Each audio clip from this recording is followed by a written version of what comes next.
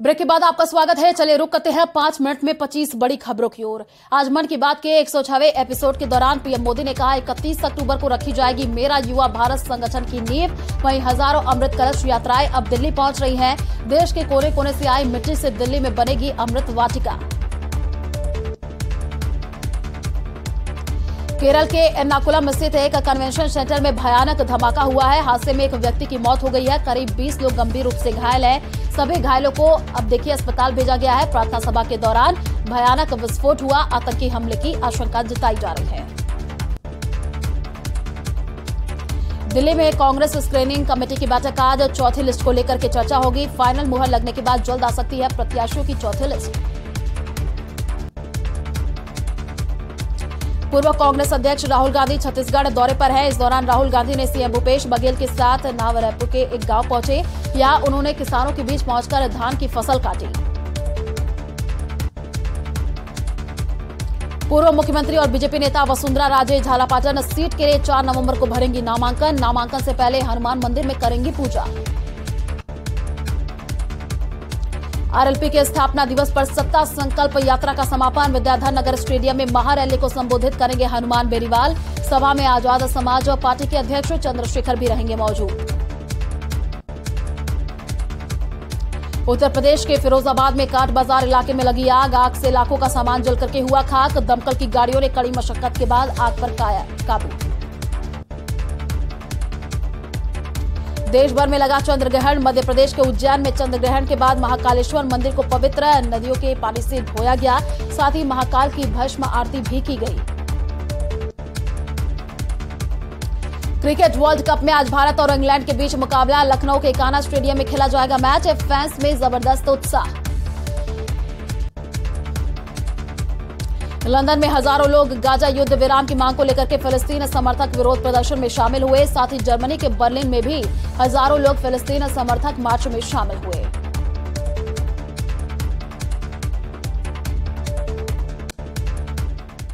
कि किस तरह राजस्थान का नौजवान, दलित, किसान गांव के अंदर इन दोनों पार्टियों के खिलाफ बिगुल बजाएगा और यहाँ से संकल्प लेके जाएगा कि मैं कांग्रेस भाजपा का जो 25 साल का भ्रष्टाचार का गठबंधन है, मिला जुली खेल है, उसे हमें खत्म करना है और सत्ता जवान किसान दलित की राजस्थान में करनी है। ये संदेश यहाँ से लेके जाएगा।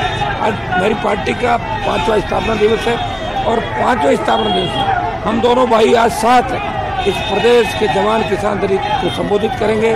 प्रदेश को आगे बढ़ने का प्रयास के बेमुक्त भ्रष्टाचार मुक्त राजस्थान की बात ऐसे करेंगे और एक संदेश ये देश के अंदर जाएगा। एक नई शुरुआत इस राजस्थान की धरती से होगी और इस बार बदलाव राजस्थान से दिल्ली की ओर होगा और आने वाले समय के अंदर दिल्ली की सत्ता में भी ये गठबंधन आगे बहुत बड़ी भूमिका निभाएगा। कुल कितनी सीटों पे चुनाव लड़ रहे हैं आप? हम मिलकर 200 सीटों में लड़ेंगे चुनाव। सभी 200 सीटों पर? जी बिल्कुल। चंद्रशेखर आजाद हमारे साथ में मौजूद हैं। किस तरह से देखते हैं राजस्थान की सियासत को? आपने बारीकी से समझा यहाँ के सोशल फैब्रिक को। हनुमान बेनीवाल के साथ में आपने गठबंधन किया है। क्या पोटेंशियल देख रहे हैं, क्या तैयारी है और नतीजे क्या देने की आप एक तरह से एक कमिटमेंट करते हैं राजस्थान की आवाम को? राजस्थान की जो राजनीति है, क्योंकि भौगोलिक दृष्टिफल से राजस्थान सबसे बड़ा प्रदेश है, तो राजस्थान की ज़्यादा आबादी शहरों में निवास नहीं करती है, ज़्यादा आबादी गांव में निवास करती है। और गांव में आज से नहीं, जैसा हनुमान जी बेनीवाल ने बताया कि ये एकता, जो नेचुरल एकता है किसान का, मेरे मेहनत लोगों की, और जो आपस में एक दूसरे को साझा विरासत के रूप में आगे बढ़ाती है, ये एक बहुत पुरानी कड़ी है। जिस काम को सर छोटू राम, डॉक्टर बाबा साहब अम्बेडकर अधूरा छोड़ गए, उसको पूरा करने की जिम्मेदारी उनकी संतानों पे है। हम लोगों ने ये बीड़ा राजस्थान के भविष्य को ध्यान में रखते उठाया। यहाँ सभी पार्टियाँ अपनी अपनी सत्ता के लिए लड़ रही हैं, लेकिन आप ये महसूस करके देखो कि एक दूसरे के ऊपर आरोप लगाने के अलावा सरकारों ने काम क्या किया। आज भी पेपर लीक होते हैं, आज भी नौजवान यहाँ से पलायन करके जाके रोजगार के लिए कहीं कहीं तरसता है, आज भी मीठे पानी की व्यवस्था नहीं हो पा रही। ERCP का मामला झुका तू पड़ा हुआ है, सरकारों ने खेल किया। तमाम तरह से भ्रष्टाचार और बेबसी, किसानों को फसल के दाम नहीं मिल रहे हैं, न्यूनतम वेतन नहीं मिल रहा है, महिला सुरक्षित नहीं है। ये सवाल खड़े करते हैं कि सरकार कर क्या रही। हनुमान जी बेनीवाल, उनकी सबसे अच्छी बात यह है कि वो एक ऐसे सुरक्षित हाथ हैं जिनके नेतृत्व में प्रदेश की जनता संरक्षण और सुरक्षा के सांस ले सकती है। और जो नौजवान अपने भविष्य के बारे में सोचते हैं, उसकी चिंता किसान का बेटा कर सकता है। मेरा तजुर्बा है कि जब जब किसानों के बेटों को अवसर मिला है, या वो लोग जो जमीन से उठ के आए हैं, जिन्होंने संघर्ष किया, जिनको रोकने के लिए बहुत कटीले रास्ते अख्तियार किए गए। मैं हूँ या हनुमान जी हो, वो लोग परिवर्तन की सोच लेके आए। हम भी चाहते तो ऐसे लोगों के साथ चले जाते जिनको सिर्फ सत्ता में रहना है, लेकिन हमने संघर्ष का रास्ता इसलिए अख्तियार किया। ये अपना दल इसलिए बनाए कि इन दलों के जरिए हम अपने लोगों की आवाज़ उठा सकें, और जिन समस्या को भी जन समस्या समझा ही नहीं गया।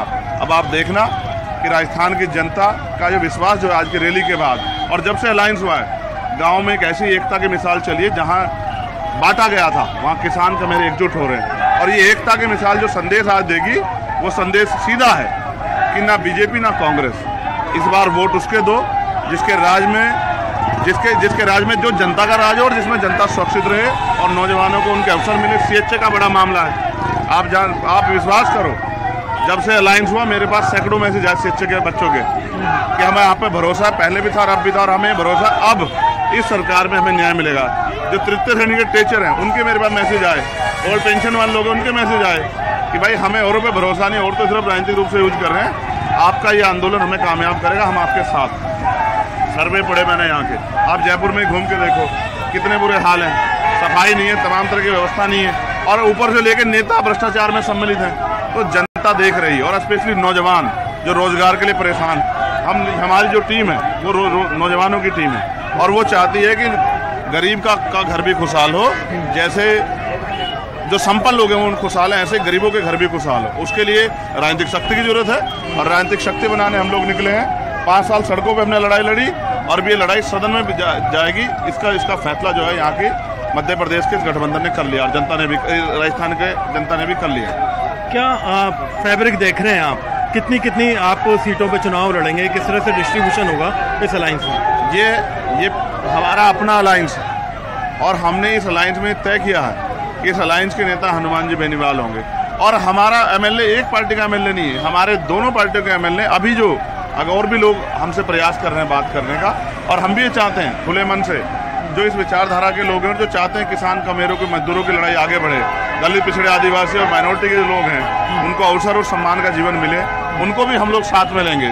तो बात सीटों की नहीं है, ये इस बात के साथ हम लोग अलायंस को किया कि जब हमने हनुमान जी बेनीवाल को यहाँ इस आंदोलन का नेतृत्व दे दिया है, तो वो जैसा करेंगे वो इस प्रदेश की भलाई के लिए जिस तरह कदम उठाएंगे हम उसको आगे बढ़ाएंगे। मतलब निशान बोतल रहेगा, केतली रहेगी? मैंने कहा दोनों हमारे निशान हैं भाई, बोतल से भी पानी पीना है और प्यास बुझानी है जनता को, और केतली से भी पानी पीना है, और हम केतली चाय भी पिलाएंगे लोगों को। सर्दी आने वाली है, जन समस्याएं इन्हीं दलों के जरिए दूर होंगी, बाकी लोग तो वोट लेके घर में बैठ जाते हैं और जनता यहाँ देख सके। लेकिन कांग्रेस और बीजेपी दोनों को आड़े हाथ ले रहे हैं आप, ईआरसीपी को भी टारगेट कर रहे हैं, और जो पेपर लीक है इसमें भी, मतलब एक तरफ कांग्रेस और एक तरफ बीजेपी।